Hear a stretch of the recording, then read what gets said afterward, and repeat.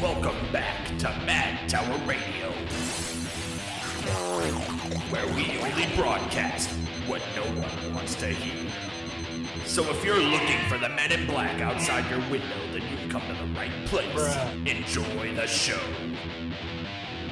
Hey everybody, welcome back to episode 49 of Mad Tower Radio. My name is Dan, as always joined by my co-hosts Christian, and Ryan is MIA tonight. So we got some special stuff cooking up for you tonight, but first, if this is the first time you're ever listening to Mad Tower Radio, bad place to start. And also, this is the horror podcast where we talk about cryptids, conspiracies, ghost schools, goblins, weird history, weird science, anything that you could consider creepy, maybe a little out there. We're probably going to talk about it. And that includes books and movies as well. And tonight is another movie episode for you guys. Me and Christian watched a fucking banger, didn't we? It sort of fell onto my lap from heaven. I'd never heard anything about it, and then 2 minutes in, you just instantly know it's the right kind of film. Yeah, 2 minutes in, you know it's the right kind of film. And that being said, it is extremely sensitive to talk about without spoilers. So, here's your first warning, because the best way to experience this movie is to go in blind. If you like the general kind of stuff we talk about on this podcast, I don't need to sell you on this movie. I know you're going to like it.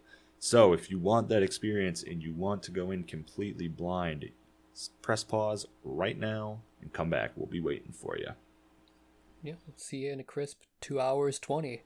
And for those of you who don't give a shit or, think you need to be sold a little bit, the most baseline description I can give you without giving anything away is it is a mystery movie that stars Andrew Garfield, and it's about a girl that he likes in his apartment complex going missing, and he decides to try and find her. And it's comparable to The Shining. It's got a lot of horror elements in it. I wouldn't say it's a straight-up horror movie, but it's got a lot of horror elements. It's a really, really, really good mystery plot. I think I would describe it as a mix between Frank, you know that movie about the mannequin head band guy? I think it's called Frank. That movie, which is like a surreal sort of artisty film, and then Once Upon a Time in Hollywood. I haven't seen either of those, so... Whoa! But he's probably right. You're only watching Freaker A24 films? No, but I don't know. I mean, it's got it's fucking great. It's great. It's paranoid, it's scary, it's tense, it's awesome. Or how about Andrew Garfield gets gang stalked? Yeah, for 2 Andrew hours. Garfield and the gang stalking. Andrew Garfield visits Bohemian Grove. Whatever you want to call it, man. Absolutely, that works. But it's up your... If you're listening to the show, I know it's going to be up your alley. That being said, going forward, we will not be holding anything back. So this is your second spoiler warning, and we'll probably give a third one when we talk about, the ending and shit. The second half. Yeah.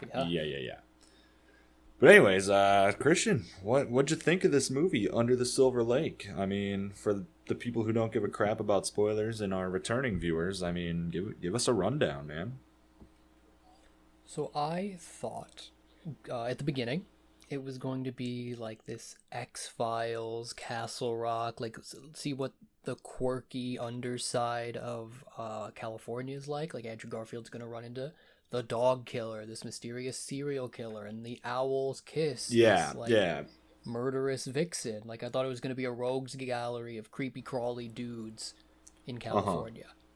And then it becomes more of a comedy, psychological, Horse Girl. Dude, yeah, Horse Girl was a good comparison. I was sitting there watching it with Dom, and he was like, yo, I gotta show my girlfriend Horse Girl after this. And I was like, dude, you do. It's Horse Girl adjacent. because let's talk, and that leads right into the character. It's very horse girl adjacent because the character, the lead guy, is a fucking psycho. And I loved that. I loved that the protagonist was a piece of shit, bro. Not likable, not like relatable really. He's just sort of a dude who's unfortunately cast into this unraveling horror around him. He's got issues out the wazoo.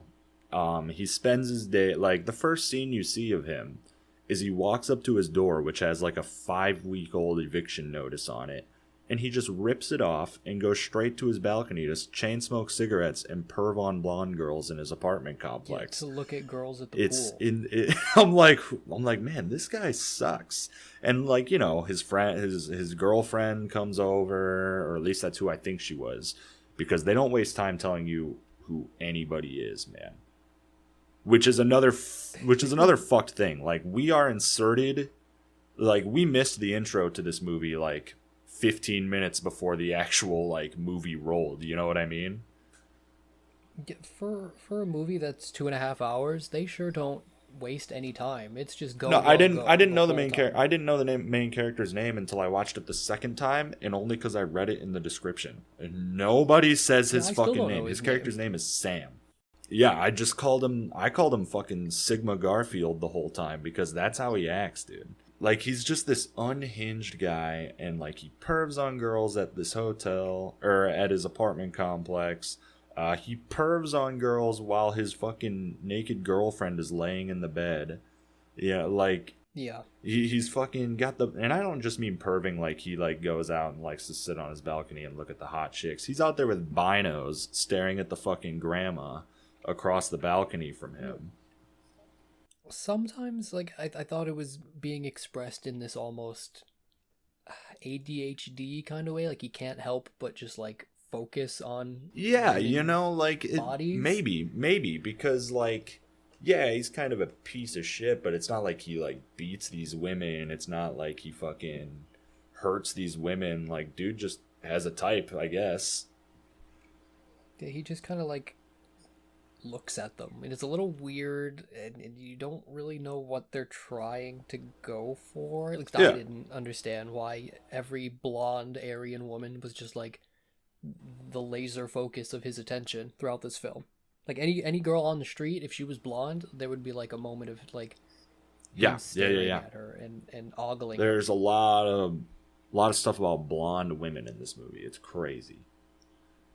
You had kind of been talking to me throughout the week about you sort of had something, or you had some sort of lead on that. Maybe. Is that true? I don't know, but I want to get back into that later, and I kind of want to keep just discussing the general plot because this movie takes you for a fucking roller coaster, man.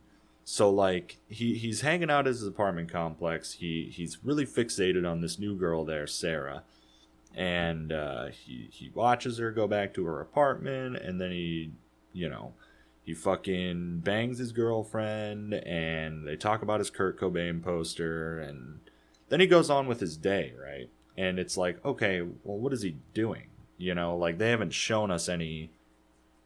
The character doesn't have any motivations, nothing. He's not doing anything. He's just fucking off all day. Sure. He goes to the fucking library, and we get him reading this, like, leaflet of, like, this guy who's says he's about to expose a conspiracy in Silver Lake, which is the town it resides in. I guess this movie you get a lot more context if you live in fucking downtown LA, you know? Because I had no fucking idea where we were until I saw the Hollywood side. I don't know. We were just in some LA County nonsense, whatever, where all movies take place. Because the movie is about movies, but we'll get to that later. This leaflet that's like threatening to uncover and expose all these dark secrets in Silver Lake. And he thinks it's super cool. It's done in like this comic book art style kind of stuff, and he leaves asks the librarian to give him his number next time the guy comes in. So can I park there for just a second? When he's talking to this librarian, it was this just like overwhelming confusion, because I don't know if this tickled you at all, Andrew Garfield's putting on this like cabin in the woods stoner character affect throughout the film. Yeah. He kind of looks like a burnout. Extremely burnt out. In his vocal performance, everything is like sort of listed and kind of floaty. Oh, okay, yeah. He sounds a little stonery, yeah. Which, might I add, is jarring seeing him in this role, because the only two things I've seen him in is fucking Spider-Man and Hacksaw Ridge, and in both of those he was playing like a good guy, you know, like he was.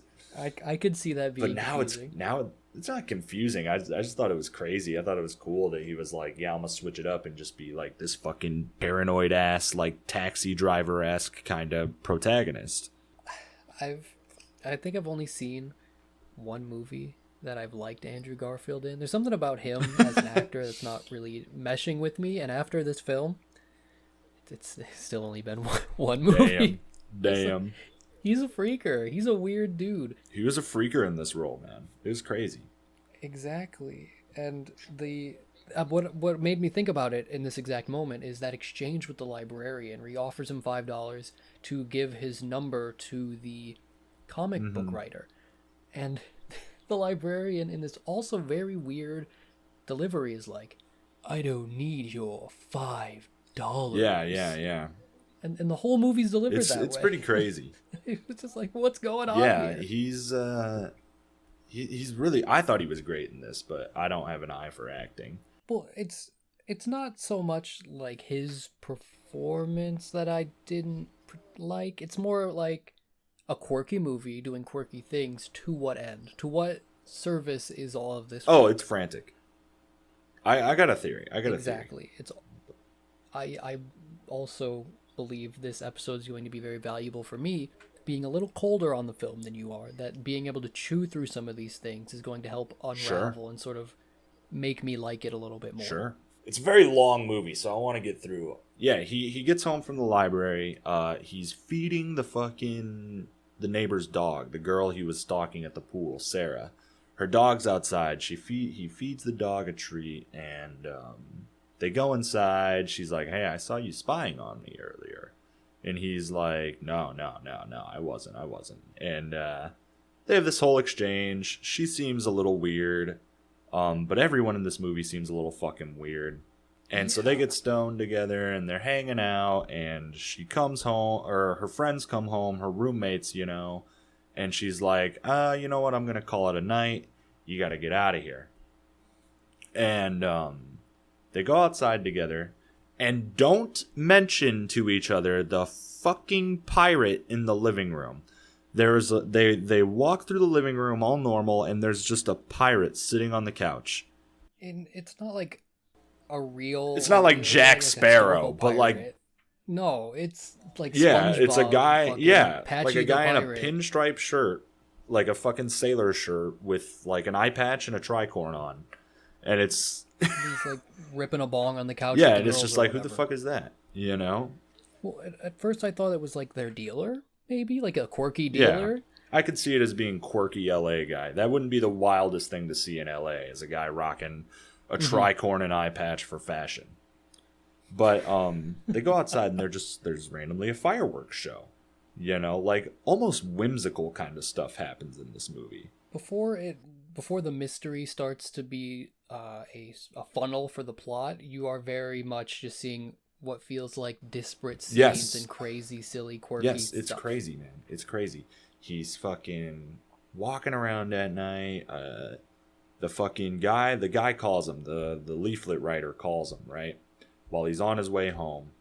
And he walks this weird ass path home. And it's kind of crazy. Oh, wait, I skipped over his nightmare sequence, which he has multiple of in this film.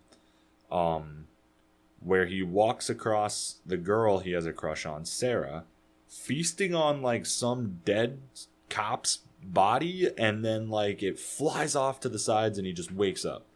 It was a really, really weird moment. The body bisects and flies off on either side of the road, and she turns around and barks at him because they're hanging this little mystery of the dog killer, serial killer, throughout the film. They just keep dangling it over your head. Yeah, it's crazy. Yeah, the dog killer is a big thing. that they keep talking about the dog killer. They talk about it in the leaflet. He actually reads the leaflet before he goes to bed and has this nightmare, and it's talking about the dog killer. And it was this actor from the 70s who like killed himself in his basement on film because he was so jealous of how dogs were getting more famous than him. Mm-hmm. So there's this secondary dog killer plot that literally only happens in the background. They don't talk about it, just in the background, other than the leaflet, you know? Or anytime they want to freak you out, they have someone bark instead of having real dialogue, and you think that's like maybe related to the dog killer or like the effect it's having on Andrew Garfield's psyche, maybe. It's crazy. Point is, he gets sprayed by a skunk, and he's having all these paranoid delusions that he's being like stalked by someone on the trail. And he hides out in the bushes, and he gets sprayed by a skunk, and then smash cut to him in the fucking him in the tomato bath. And his girlfriend is there, and she's reading him the next leaflet. She fucking finishes the leaflet. She talks about the owl's kiss, which is another cryptid-esque thing like the dog killer, where the owl's kiss is some woman who slips in your house in the night, and she fucking kills you if you know too much about the owl cult. Yeah, and it's the most exciting, visually stunning piece of this film. It's some cool animated shit. It's pretty cool. I did not expect the animation sequences. God. I love the owl's kiss and like her physical form. Yeah. Everything about it. Tremendous. But you know, earlier in the film his girlfriend found a bunch of notes by his bed, and she was like, "What's this?" And he was like, "Oh, no, don't worry about that." But we as the audience didn't even know what that was. Now he reveals the notes. And the notes, I loved this scene so much. He's sitting in the bathtub from The Shining, right? It's recessed into the wall. Mm-hmm. The tile is dark as shit. And he's sitting in there, like, hunched over, kind of like Smeagol, right? Presenting this appearance. It's crazy cool. And he just goes off about how, like, when he was watching Wheel of Fortune, he would notice that Vanna White would do these subtle, like, nodding patterns with her eyes. And she would look left, right, forward. Mm-hmm. Left, right, forward. And he was like, she can't just be doing that for nothing, right? So he started writing down every time Vanna White nodded her eyes, and he was trying to decode it because he thinks that there's secret messages being exchanged in the media between the 1%.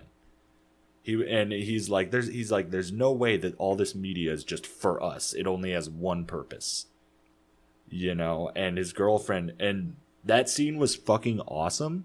Because, yeah, you get the implication that the character is kind of a weirdo.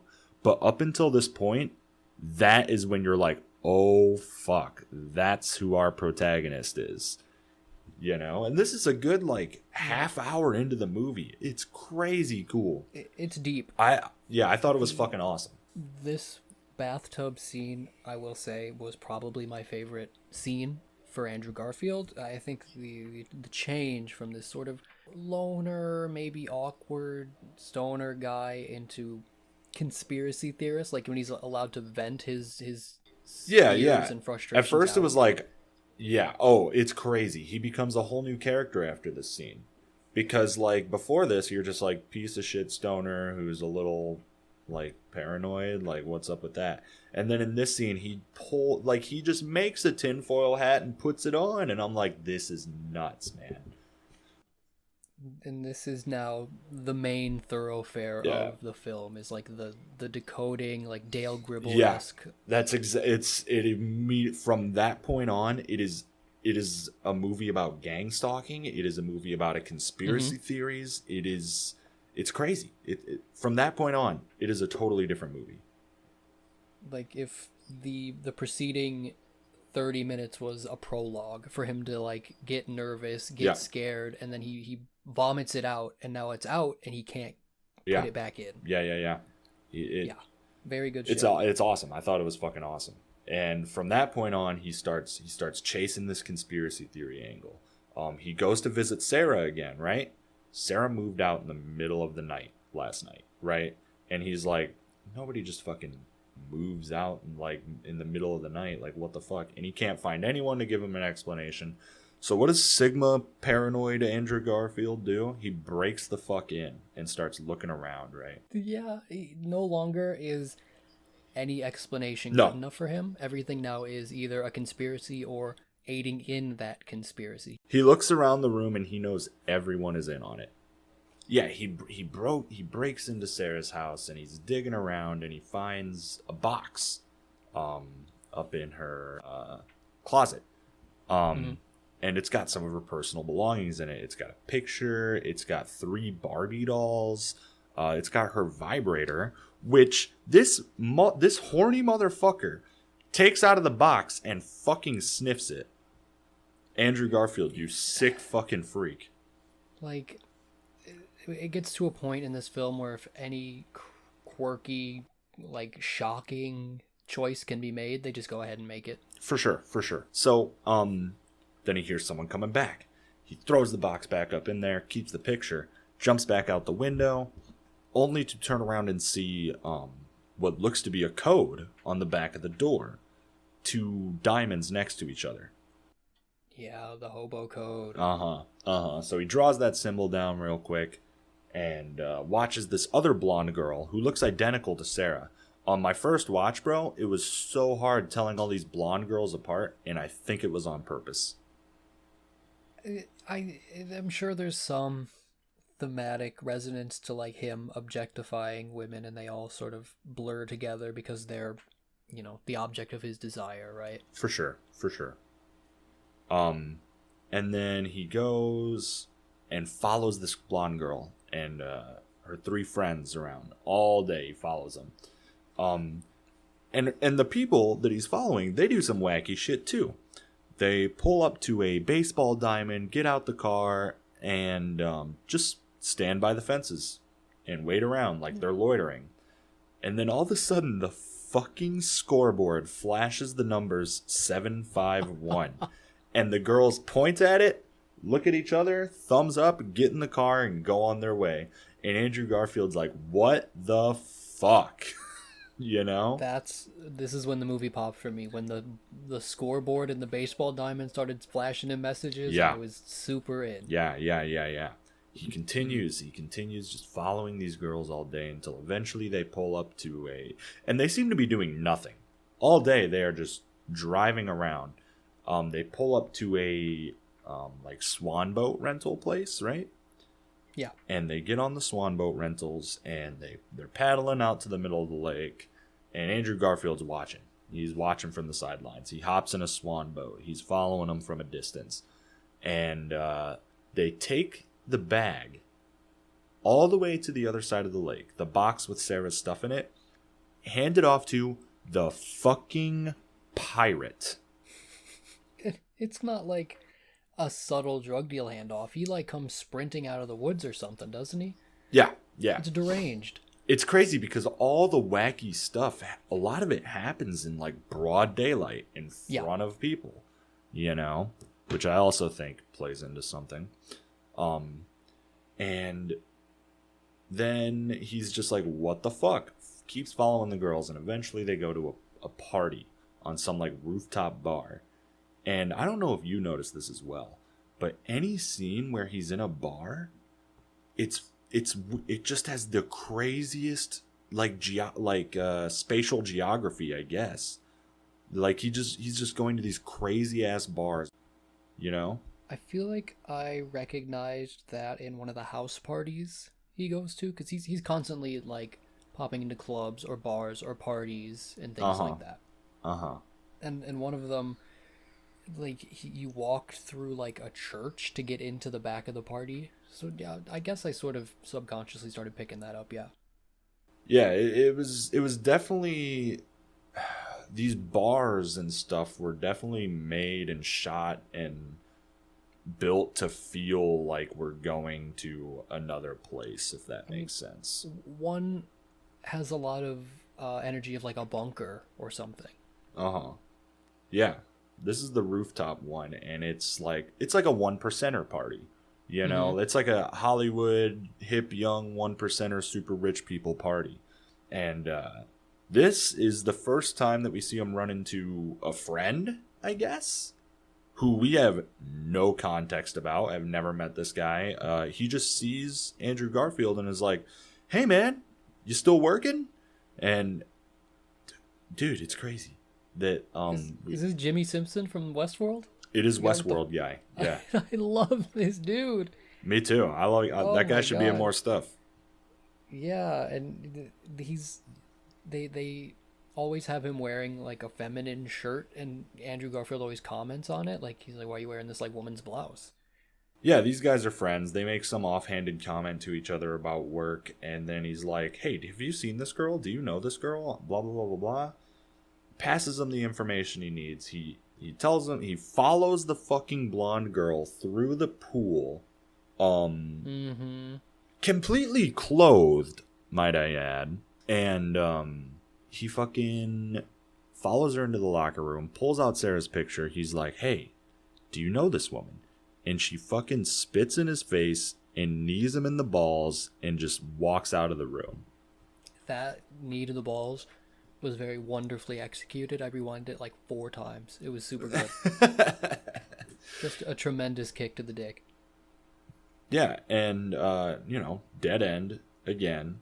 While he's writhing on the ground after this kick to the nuts, like 6 girls come on in to, kick him out because he's like creeping in the girls' bathroom, and they all start frantically barking. Yep. Their voice lines get interspersed with the dog barking again. And at this point, I'm wondering, who's the dog killer? Why is all this barking coming through? Like, what does it mean? Every single time I try to pull a thread, I couldn't find it. You gotta go watch the movie, listener, because there's so much background shit that I haven't even gotten to tell you about. I haven't gotten to tell you about Jesus and the Brides of Dracula.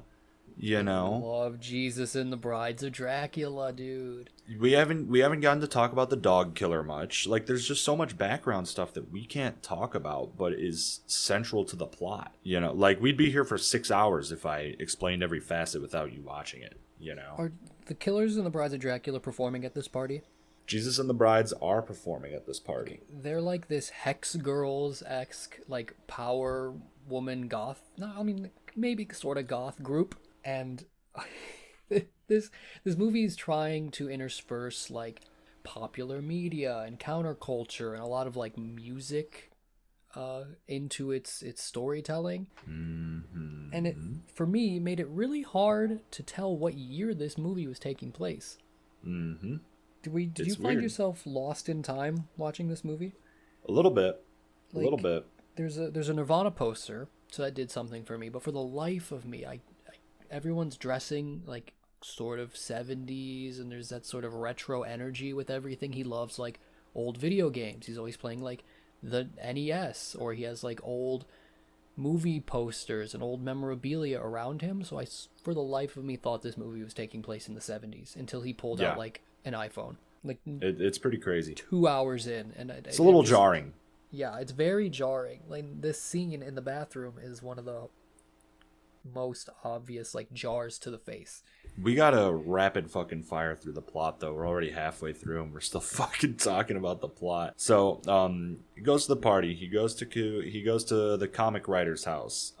Asks the comic writer about this, and the comic writer, he's got all this shit on his walls, and like he looks 10 times more cracked out than Andrew Garfield does. He's a freak. Right? This even Andrew Garfield's character is like, okay, buddy, and he has like face masks, like plaster faces of famous people all over his walls, and you were trying to like run me down this symbolism of like Christopher Columbus in his home. I have no idea what it means, but I did think it was interesting that the guy's address was 1492, and then they cut to his living room where they're standing around talking, and he's got like a fucking big ass, like Mayflower ass looking ship on the fucking it's like the Santa Maria or whatever. Yeah, on his shelf.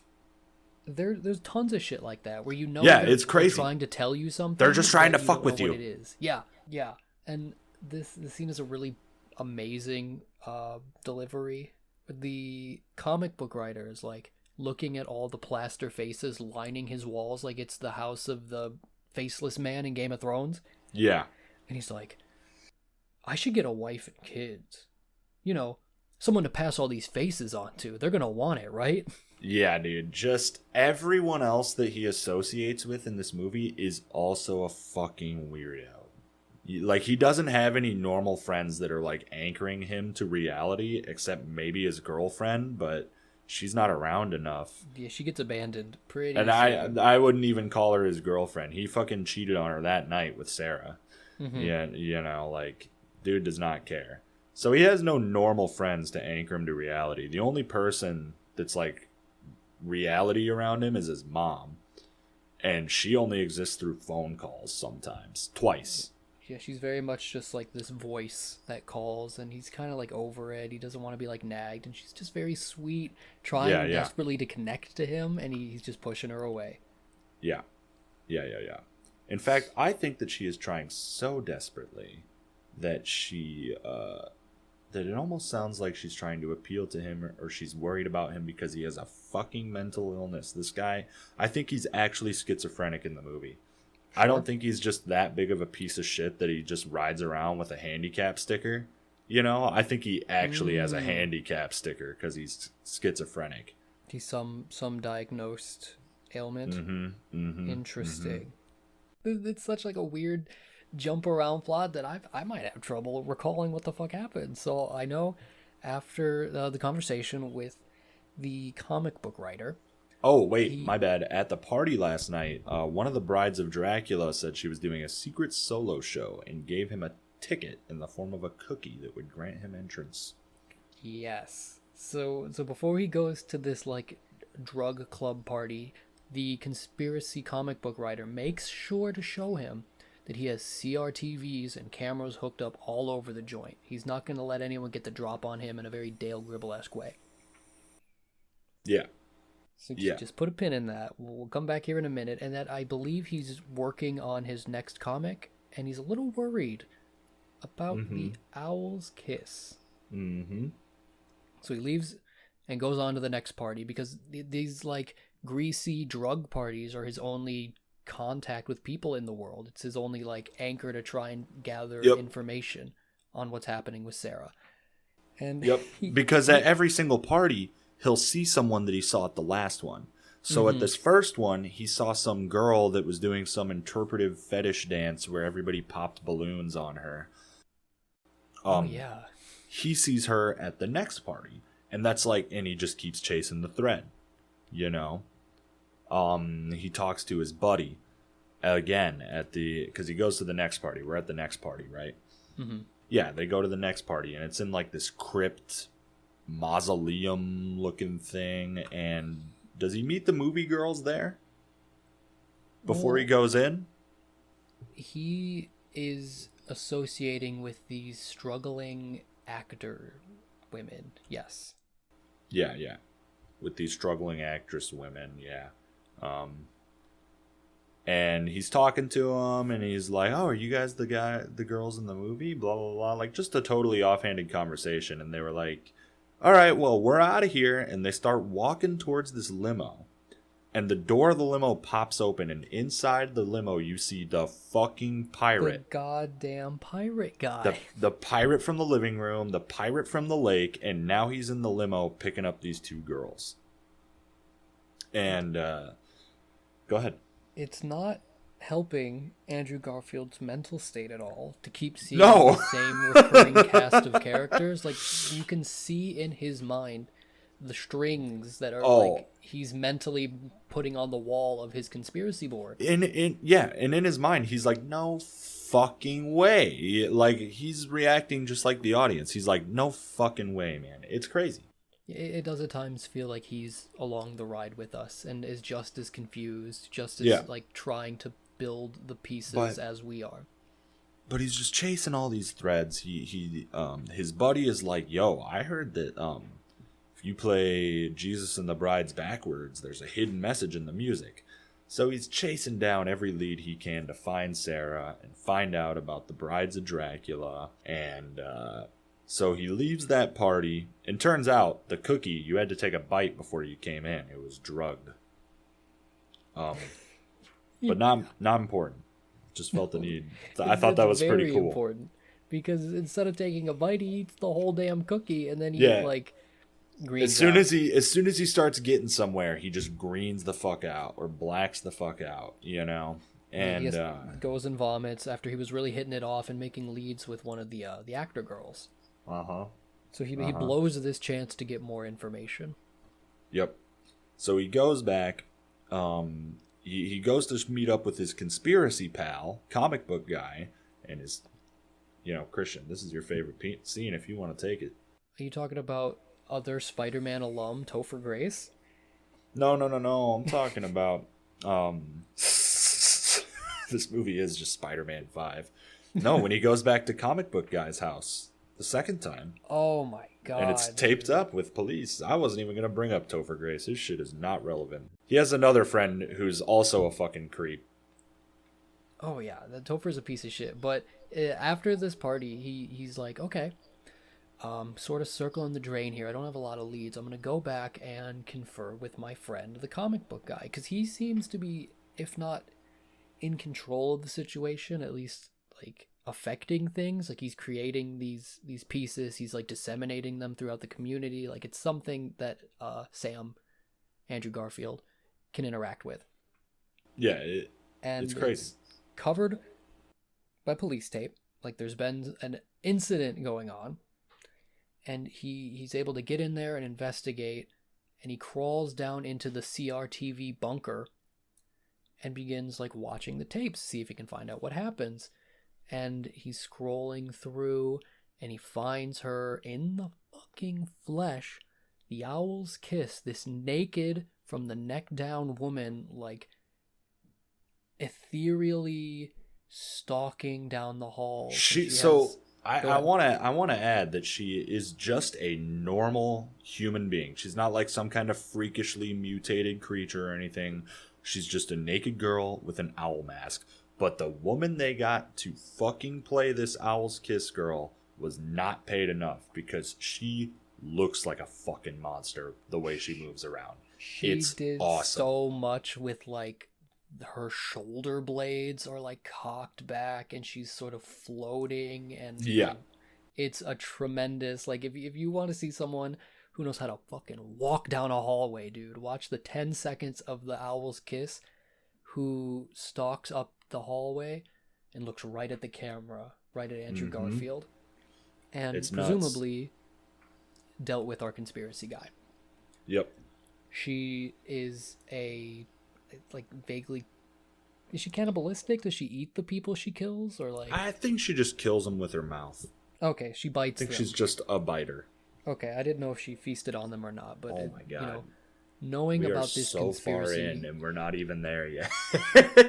Knowing about the conspiracy gives it the power to hunt down and kill you, and now you're like, okay, so this shit's real. He's not imagining any of this shit. Like, now there's real evidence that something wrong is happening. Yeah. There's no reason to quit now, because he's right. Yeah, this is one of those like hard confirmations that something fucky's going on in the world, because he saw this shadow demon kill his friend.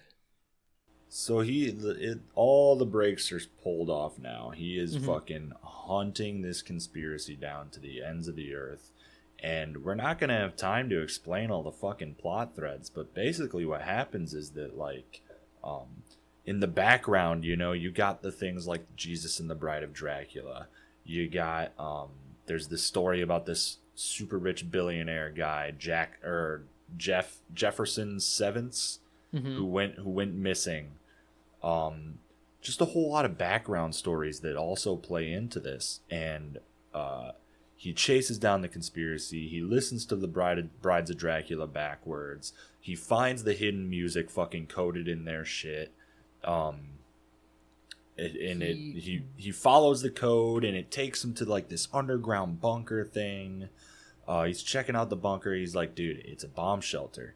He leaves. He goes and talks to one of the failed actresses that he sees at another party.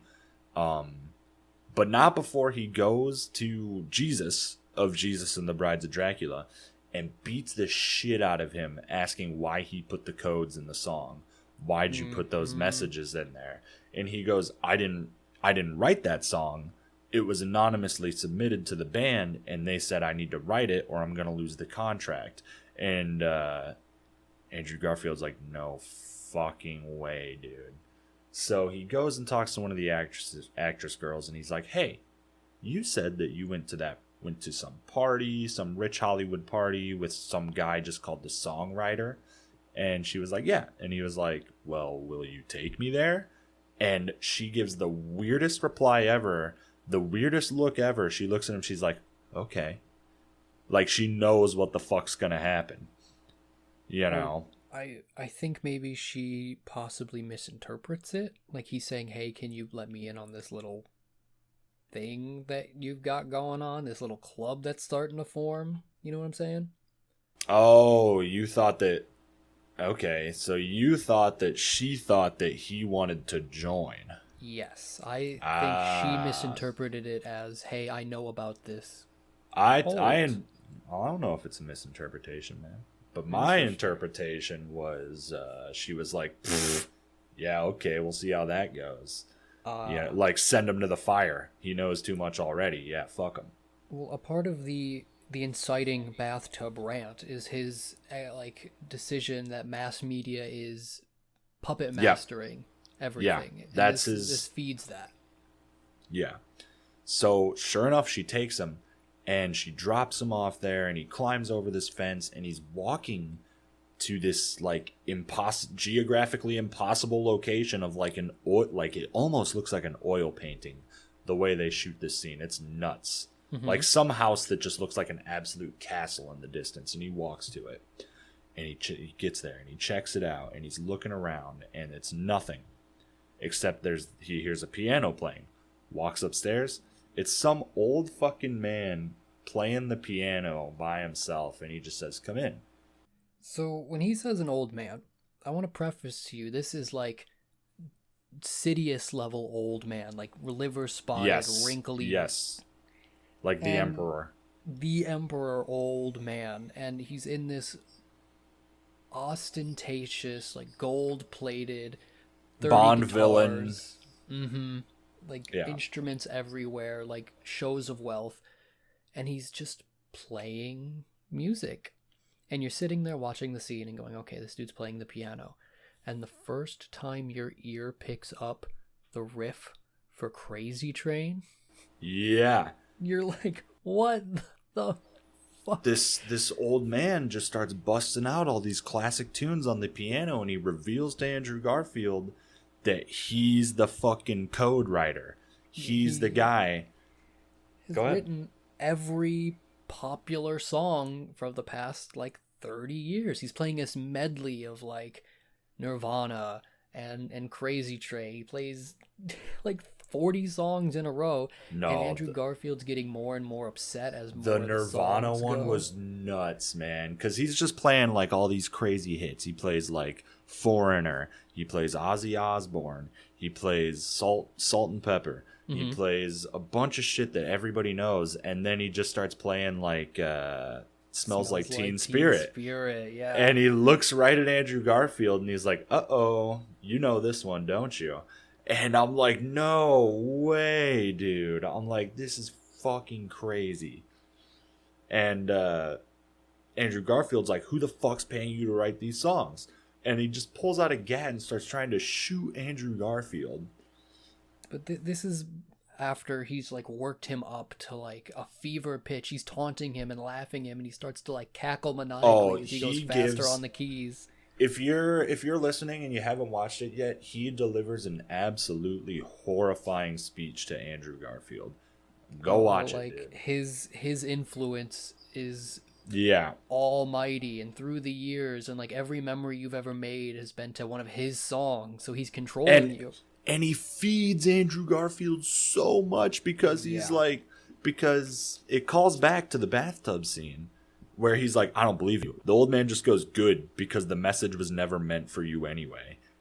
And at that point, Andrew Garfield gets up and caves this guy's head in with the fucking guitar, dude. Caves his head in. If you've seen Midsummer, it's similar to the Midsummer head smashing scenes. It's like Nightmare on Elm Street levels of blood. Like, hilariously juicy. Oh my god. He just caves this dude's head in and leaves. It goes That's right on out. because this guy wasn't even at the top of the conspiracy. You know? I think a different movie would end here. I thought this movie was going to end here. You know? Like him completely justified, and he beat the and he warlock. won, you know? Yeah. Like, yeah, no, it keeps going, man. It keeps going. He meets the dog. He goes to another party where you meet his ex-girlfriend that they never, ever talked about. You know? Mm-hmm.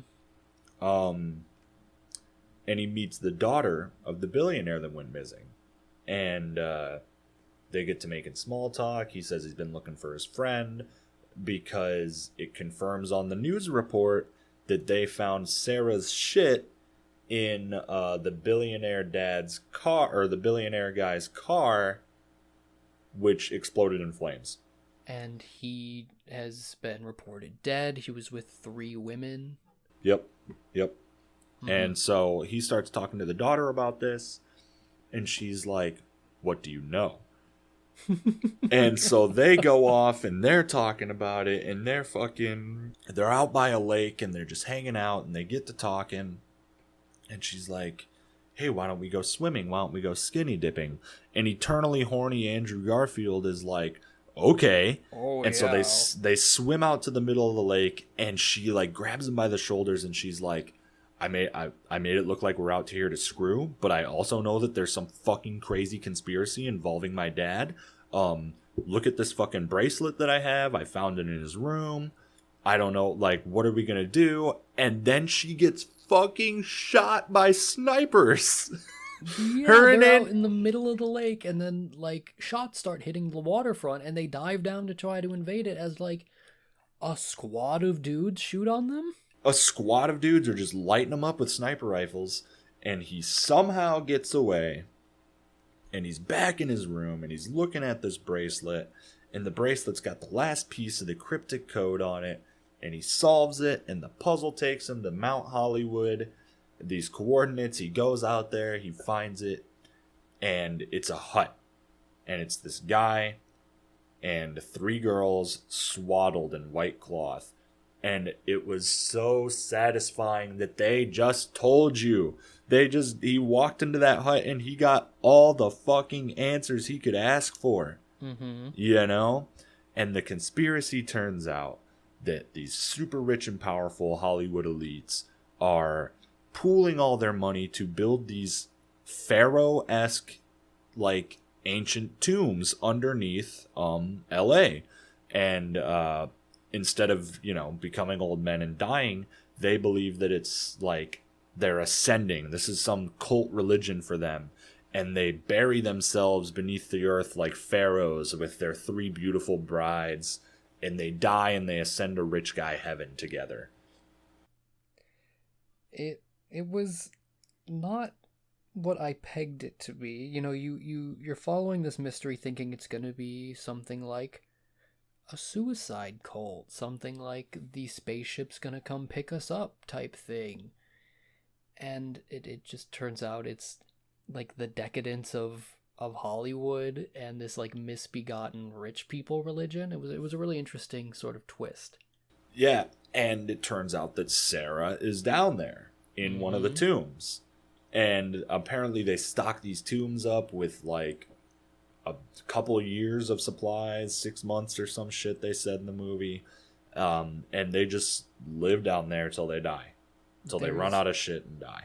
An extremely troubling scene that you've been waiting for. He asks the guy who's leading the cult, like the monk guy, he's like, "Can I talk to Sarah?" And he's like, "Yeah, put her up on the video phone." And he's like Skype calls her from the bunker, and Sarah's happy.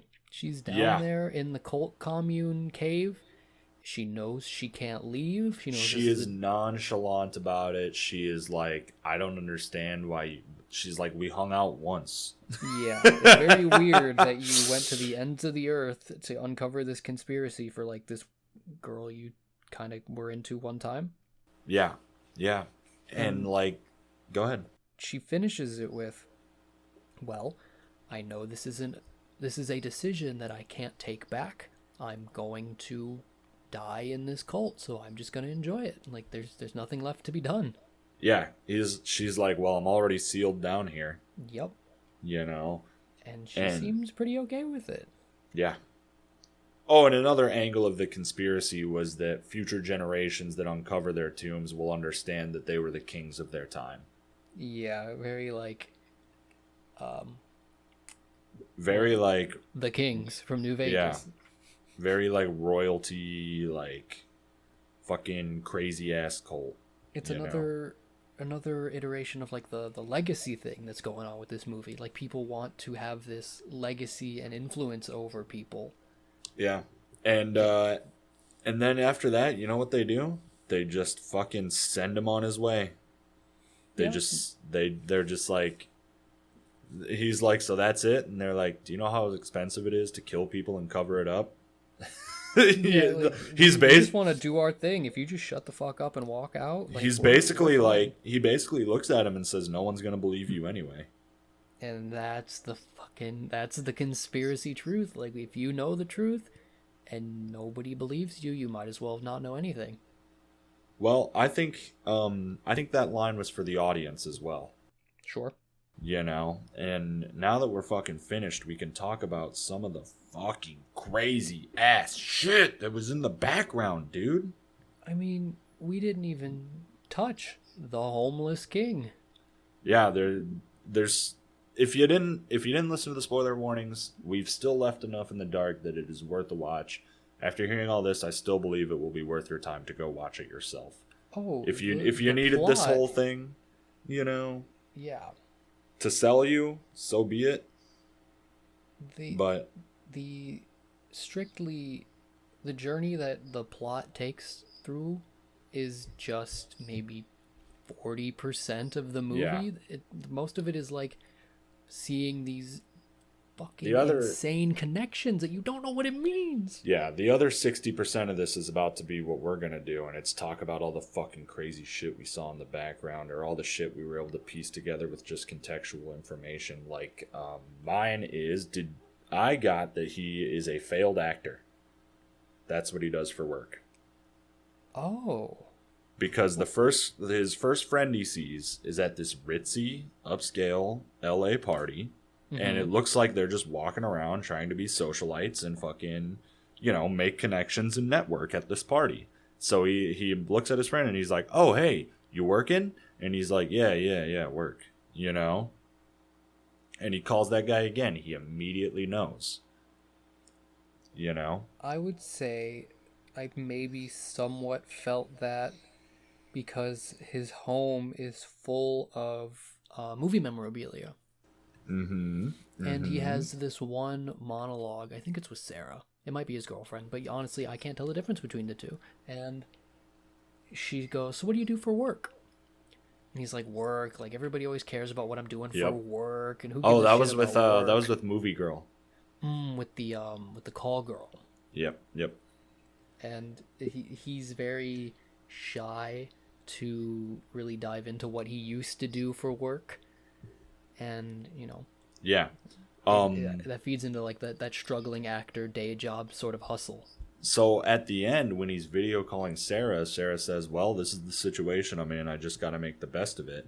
Mm-hmm. And when the camera cuts, Andrew Garfield's not staring at the laptop. He's staring off in the distance. They show us what he's staring at. It's the Hollywood sign. You know? That was the most, to me, like, theme shot. Oh, okay, yeah. Oh, yeah. That was very on the money. But I also interpret it as Andrew Garfield's character looking at the failure of his career. Okay, like this is the end of the line for the plot. It's the end of the line for his journey, and he's still face to face with the thing that he couldn't get, like both the girl and the career, and like the fame, the glitz, the glamour, the lifestyle. Yeah, because it makes more sense now because you were talking about this movie as a big thing about legacy. You know, like what's a bigger legacy for an actor than that one breakout role? Sure. You know? just stuff like that. I was like, okay, I definitely think. Oh yeah, there was another line with his ex-girlfriend where he congratulates her for getting on the billboard and stuff because he's staring at this billboard in a couple scenes in the movie. Yeah. Some random brunette girls on it, and that was like the least part of the billboard I was focused on. You know, I was looking for fucking hidden codes and shit, but turns out that was his ex-girlfriend that he was staring at the whole time. Yeah, someone who made it in the business, and his mother is calling him, and she's always talking about movies, and she wants to talk to him about movies and send him tapes about movies she thinks he'd like. So I think that sort of helps. Like, she knows he's a failed actor. I definitely think the character's a failed actor. Interesting. You know? Okay. So when I told you earlier that I looked up the codes, right?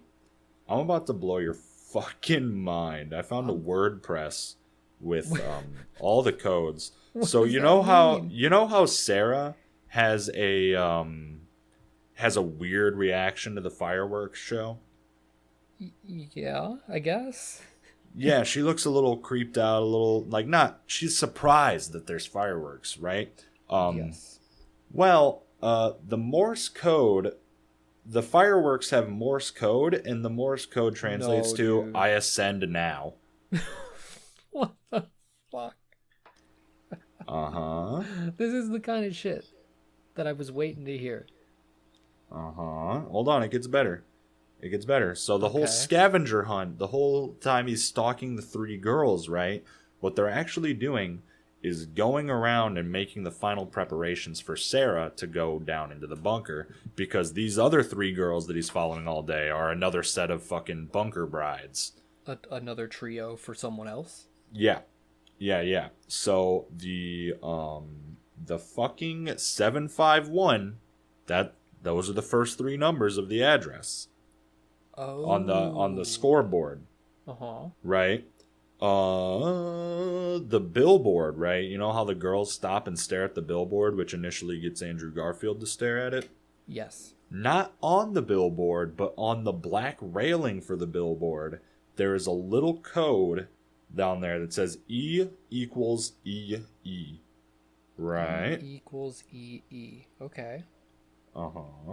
In the coffee shop, in the first movie, or first scene, right? In the coffee shop, there's Morse code at the bottom of the menus. Like short and long dashes on the menu? Dashes and dots. Okay. And it comes out to XJVO space OJRY space XERSW. Obviously, that's a code. On the wall in the comic book guy's bedroom, there's the fucking key for that code. There's the cipher. No. Right? And decrypted, the coffee shop says, "What three words?" with a missing E. So it's "what THRE words." Now, when you go to the fucking when they go to the billboard, that code in the bottom right has E equals EE. So, you know, what three words? Okay. Now, I don't think I'm following, but I'm into it. I'm interested. So we've decoded it, right? We've decoded it. Now, early in the movie, he's hanging out in Sarah's bedroom. Sarah has these weird 3 Barbie dolls on her shelf, and they all have little nameplates next to them. You remember that? 3 Barbies on the shelf with nameplates. I don't think I do. No? It's while they're sitting there on the couch. It's there for a brief second. Probably, that's by design. Okay. But it's the 3 Barbie dolls that are in the box of her shit, like... I do recall him maybe coming back and looking through them. Okay. Well, I'm seeing the picture here now, yeah. Yeah, you see the fucking code underneath it, right? Yes. Well, if you decode that, the 3 words you get are Tombstone, Sheriff, Entries. Now, what does that mean? Now, there is an external service called what3words.com that will take 3 random words and translate them to geolocations. Right?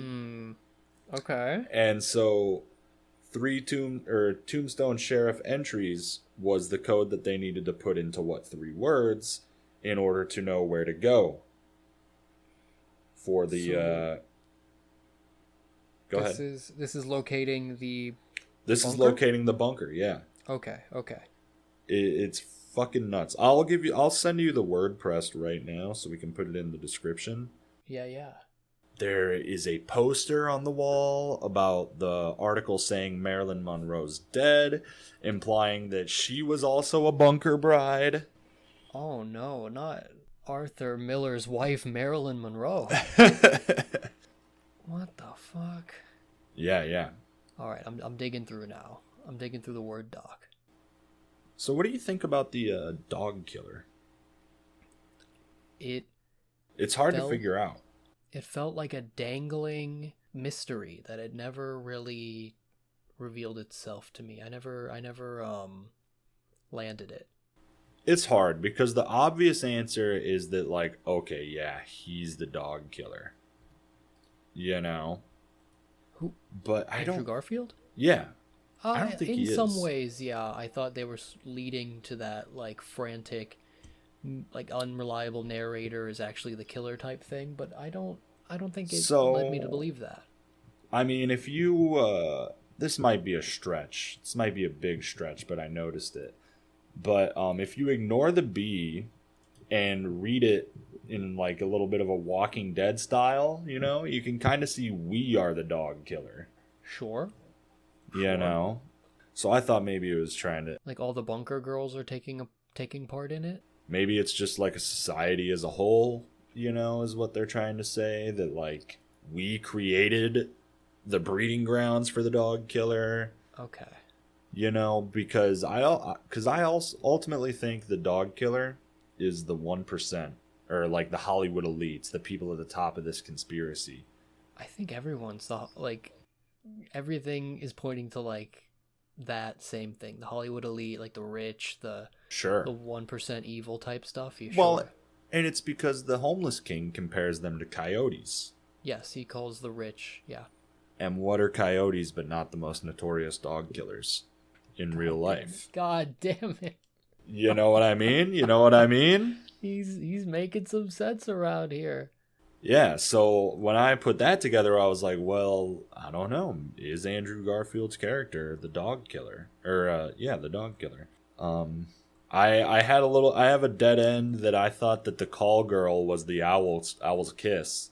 If I could be crass for a moment, I don't think that's true. No?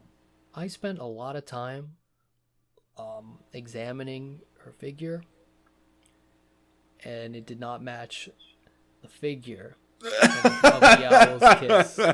Let's just say things weren't lining up. I also thought it was ironic that the song Jesus and the Brides of Dracula, Turning Teeth, that's the one that has the coded message in it if you play it backwards. But if you just go on YouTube and listen to the song forwards, it has the real meaning, with lyrics such as tunneling under the skin of the city we live in. Yeah.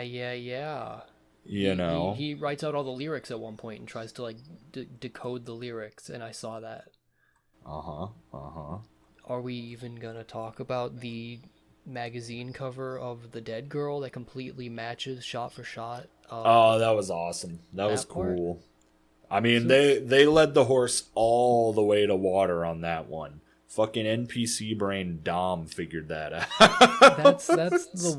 They have to throw a couple like underhands for you to pitch to like feel good about deciphering some things. So like there's this tangent he goes on about the sexualization and like subliminal codes in the media. Like advertisers are trying to tell you things by like suggestively holding hamburgers and shit. And he's looking at a magazine around this scene and where a girl is like leaning all the way back and you're like looking over like through her chest.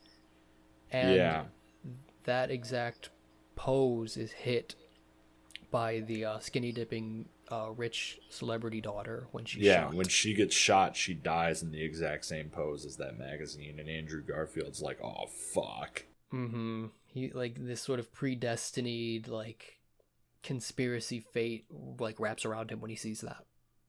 Yeah, it's fucking crazy, man. It's crazy. And like you either have to believe that he was schizophrenic from the beginning or that he was being followed about this from the beginning. Mm-hmm. Like there's some kind of orchestration going on. And I think both are equally possible. You think so? Sure. I don't think this is anything, but it's hard for me, as a fan of Bloodborne, to hear the title Under the Silver Lake and not get some kind of, like, something from that, right? Yeah. Oh yeah. Like the like truth under the surface kind of like subliminal like shattering of illusions type thing. I loved the subliminal stuff because once you know it's there, I thought it was really funny that like after this whole scene, like in the midst of the scenes of him treating 3 blonde women in a row like shit, in the midst of like banging his girlfriend, he is just framed by a poster that says Dracula. You know, like, and Yeah. I'm like, oh man, I'm like, that's pretty funny. Like, what are we trying to do here? Or like Sarah has movie posters in her room too. You know what movie it is? How to Marry a Millionaire. You know? Okay, yeah. Like just all kinds of fucking funny ass background shit, man. Go ahead. I thought the gang stalking stuff was crazy. You know the scenes where he's just driving around town. There's just randomly spaced red cars, people in red shirts. He wears a red shirt. I'm like, dude, who? Oh, you might like this if you didn't know already. It was directed by the same guy who did It Follows. Oh, you mean the best horror movie of the Yeah, last your decade? favorite horror movie? Yeah. I mean, Yeah, directed Sublime by. film. Good on that guy. Directed by the same guy, dude. David Robert Mitchell. Is there anything to take away from the ending, the final scene? It was not a happy ending. It was a very, very doomer ending because the leader of the conspiracy, or at least a guy very high up in the conspiracy, just pretty much says like, okay, go away. Like I got shit to do. He doesn't care that Andrew Garfield figured it out. He doesn't even care if Andrew Garfield gets killed or not. He is just so unconcerned with it that he's like so busy with his conspiracy theory and building his Pharaoh's tomb and shit that like he's like, congrats, you figured it out. Now fuck off, you know. And then Andrew has to just go home and Yep. live the rest of his life, Yep. confirming Okay. all of his suspicions.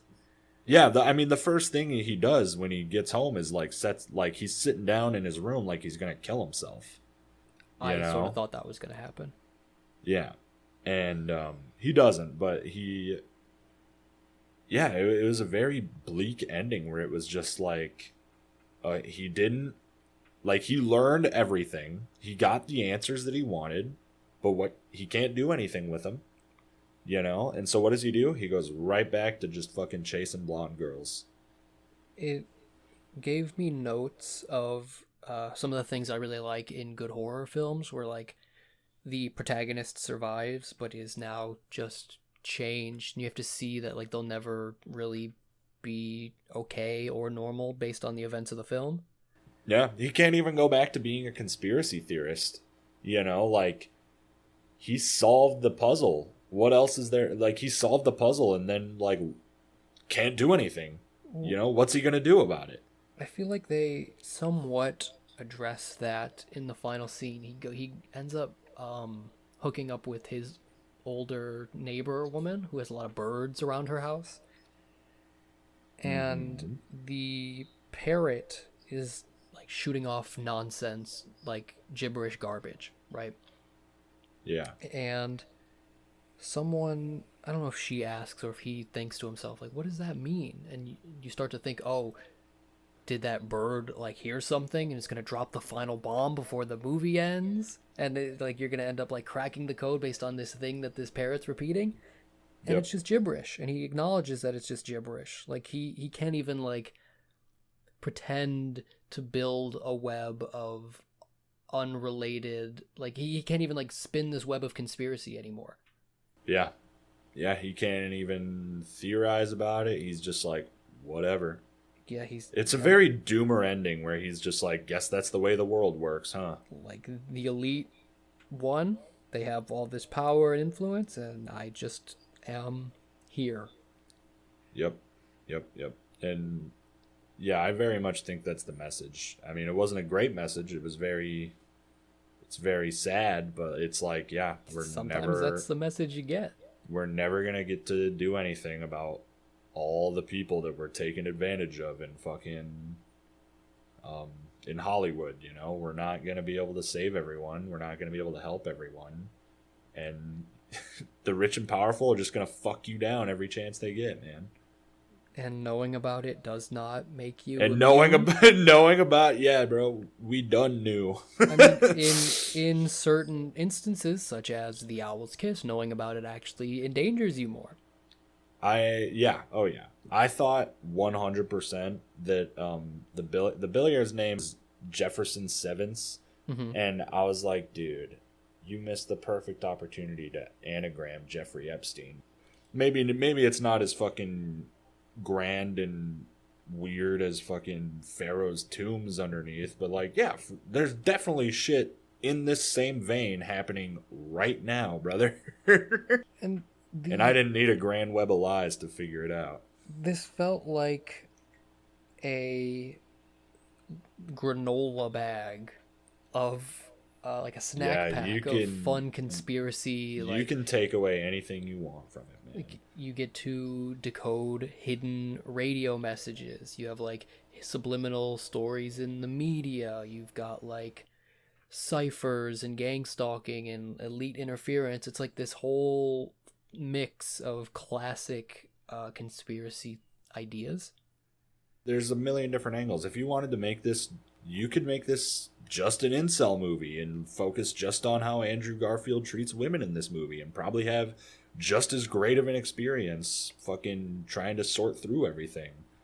There's plenty, especially on that front, of sort of examining his weird relationship with women and sex and how that affects him throughout the movie. I had some stuff. I thought that the parrot was supposed to represent society, trying to tell him to fucking be normal when it comes to relationships. Oh. Because the thing is just screaming at him the whole time that he's just perving on these women, and it's very vague and it doesn't make sense to his character. And he's like, what the fuck do you want? Like, it just annoys the shit out of him. Like he's unable to get the message. Yeah. He's unable to get the message. You know, and one of the first things he vocalizes is about how, like, his girlfriend's like, what are you doing? And as he's staring at Sarah, all he can focus on is the fucking bird. He says, he's like, that damn bird. And I'm like, dude, it's definitely supposed to be like pressure of some sort. At least that's what I got out of it. They highlight the bird so much that, yeah, like you gotta think it's trying to tell you something, yeah. I don't think it's a red herring, but I definitely think that the message is a little more layered than, just slowing down the audio and trying to figure out what it's actually saying, because I went on that route. Oh, you did? Yeah, no, I didn't, but I watched someone else go down that route, and I was like, dude, crazy. I mean, I did like, pause a couple times. I took a couple freeze frames to examine the scene. For sure, It's man. just a movie to have a lot of fun with. A movie to, like, dig in. Like, it wants the type of people who are going to see this unravel and enjoy the process of sort of picking it apart. Yeah, they just say one-off stuff that you could completely make like we could make a whole nother episode just about throwaway lines, like when one of the brides of Dracula says, we were originally going to be Jesus and the Brides of Frankenstein because there's so much vampirism in pop culture. And I'm like, okay. I'm like, yep. I'm like, what's that about, huh? There's 100% like a teardown of the movie industry. There's so much like cock and balls and penis imagery that I think is like subliminally placed. Like when he has that dream sequence where Sarah's in the pool, the pool's shaped like a dong. that pool is shaped like a penis. That's true. You know, like there's grates and stuff. Like there's decorations that like come up to 2 points and swirl in. You know, they kind of look like ovaries. Yeah, we were watching it and you said, "Hey, pause that." And I was like, "What the fuck are you talking about?" And you showed me the fence work that kind of looked like some ovaries.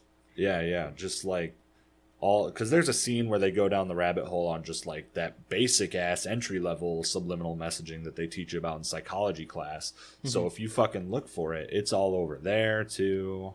Well, who knows if the show creator was priming you with that? Like they Oh, for sure. plant you to then play off it later. They definitely want you to go back and watch it again, and I can't recommend that enough. Watching it again is so much fun because you know where to look for the actual movie now. What the hell am I looking at? What is this picture you just sent me? Oh, check that out, dude. What so this is the poster of the movie, yeah? Yeah. Oh shit. Oh fuck, that's the pirate. Right? Yeah. What? Yeah. There's like some weird shit. You know the scene in the beginning where they're panning over the rich dude's family? Yes. The entire family is blonde except for one brunette girl.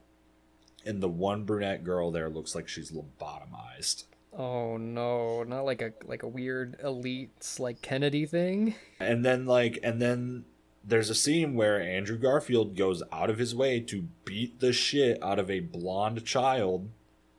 You know, he does have like violent outbursts a lot. To be fair, those kids deserved it. The little like vandal kid. And you know what else, man? This movie is unknown. It's not like we're talking like, yeah, it's A24, it's the meme production company, or, you know, it's everyone's favorite right now for good reason because they make good fucking movies. Yeah, they're hot right now. Yeah. You know, but like, I'd never heard this one. No one knows about this movie, man. Like, the highest viewed video I can find, there's a movie recapped for it, if you guys have seen those on YouTube, and that only has like 300k views. Not a lot of people know about this film. I was struggling trying to find a picture of the owl girl to use in the thumbnail. You know? That's surprising to me because the owl girl's the fucking coolest shit. The best part of the movie. Oh, she was cool as fuck, man. She was cool as fuck. And it's just a crazy good movie. I mean, I think, was a flop. I don't think it made its money back. So the video that I watched that got me to watch this movie by some YouTuber, Meep Top. Mm-hmm. He was talking about how it had some kind of like development hell issues, and I think it only had a limited theater run, but was mostly just straight to streaming. Okay. Yeah, so I think that's why a lot of people don't know about it. Sort of slept on it. Yeah, because it came out in 2019, and I had never heard of it. I mean, when did A24 really pop? Is that like pandemic sort of era? Began to become like the cultural icon? Whenever Midsummer was in theaters, that's when it became as big as it did. Okay. So probably about like a year before its prime. Mm-hmm. Nobody's hitting up this sort of gem. It's like a super bullseye for that certain kind of fan. It's a super bullseye for any fan of this fucking show. Yeah, that's really the big takeaway is like it was just a strike. I really, really like. I kind of feel bad because I kind of hijacked this for the topic. I watched the movie and I immediately was like, "Hey guys, the episode should be about Under the Silver Lake this week." And then the next day, I was like, "Hey guys, the episode's about Under the Silver Lake this week." You know, and I think it just came so perfectly because what did we just talk about? MK Ultra and music. Mm-hmm.